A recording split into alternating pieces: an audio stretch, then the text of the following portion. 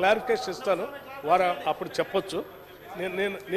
నేను ఇప్పటిదాకా చెప్పినవన్నీ కూడా స్టాటిస్టిక్స్, పొలిటికల్ స్టేట్మెంట్ నేను ఒక్కటి కూడా ఇవ్వలేదు అధ్యక్ష.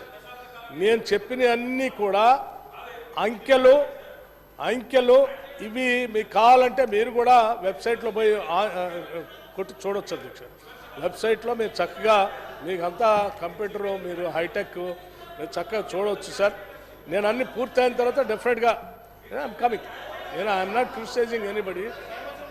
మీరు మీకు అధ్యక్ష ఇంకా సార్ నేను ఎందుకు ఇంత ఆవేదనతో ఎందుకు చెప్తాను అంటే అధ్యక్ష, ఈ రాష్ట్రం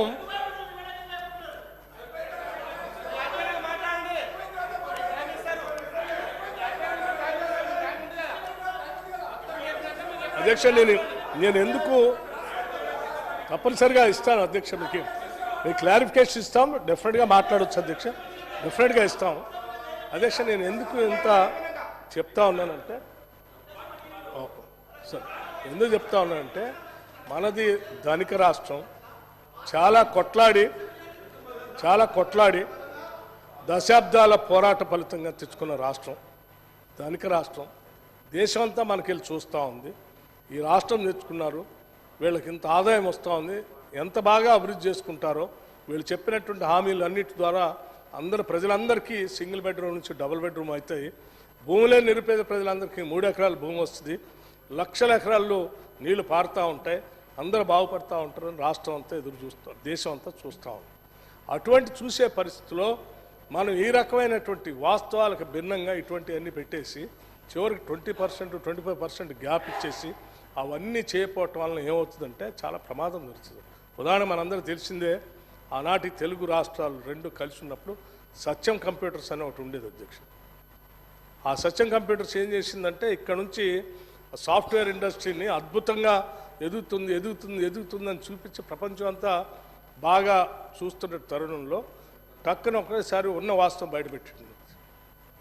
ఉన్న వాస్తవం ఒకసారి బయటపెట్టే వరకు అప్పటి వరకు తెలుగు రాష్ట్రాల తనమానికంగా ఉన్నటువంటి సత్యం కంప్యూటర్స్ ఏమైంది అధ్యక్ష, పెంచి పోషించుకొని తయారు చేసుకున్న కంపెనీ మొత్తం పూర్తిగా పెద్ద డోల్ డ్రమ్స్లో పడి చివరికి ఆయన చేతుల్లో లేకుండా ఎక్కడికో వెళ్ళిపోయింది.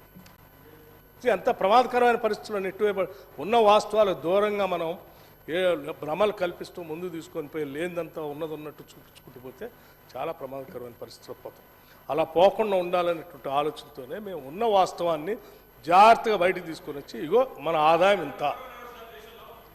ఇంత ఖర్చులు ఇంత మంచి పోలేమనే ఉద్దేశంతో మేము కుదించి వాటన్నిటినీ జాగ్రత్త తీసుకొని వచ్చాము అధ్యక్ష.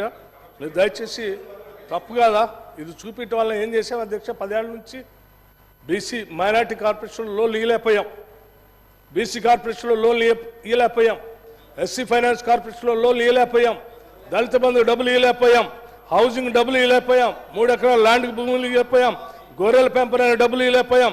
ఇట్లా చెప్పుకుంటూ పోతే అనేక చివరికి రైస్ సబ్సిడీకి ఇవ్వాల్సిన వాటికి కూడా ఇవ్వలేకుండా పోయాం.